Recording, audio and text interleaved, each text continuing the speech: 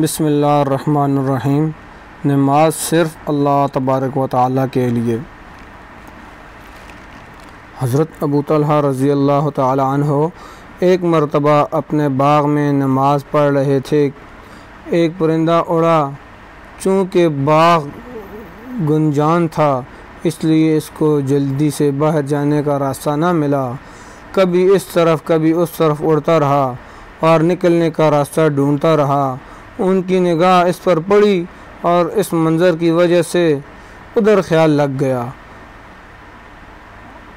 और इस परिंदे के साथ फिरती रहीं। अचानक नमाज का ख्याल आया तो भूल हो गई कि कौन सी रकत है।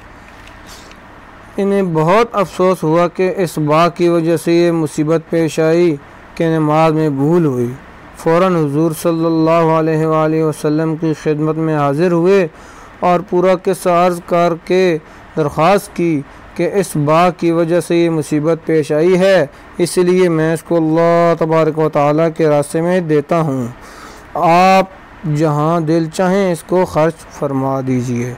इस तरह एक और किस्सा हज़रत उस्मान रज़ी अल्लाह तआला अन्हु के ज़माने खिलाफत में पेश आया कि एक इंसारी अपने बाग में नमाज पढ़ रहे थे।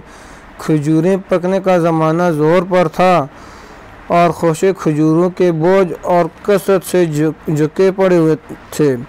इनकी निगाह खुशों पर पड़ी और खजूर से भरे होने की वजह से बहुत ही अच्छे मालूम हुए।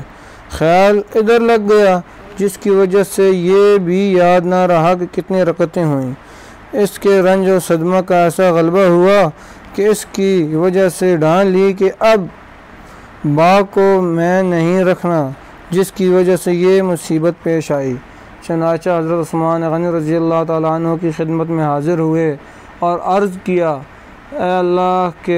ये अल्लाह के रास्ते में ख़र्च करना चाहता हूँ, इसका जो चाहे कीजिए। इन्होंने इस बाग को 50,000 में फ़रोख्त करके इसकी कीमत दीनी कामों में ख़र्च फरमा दी।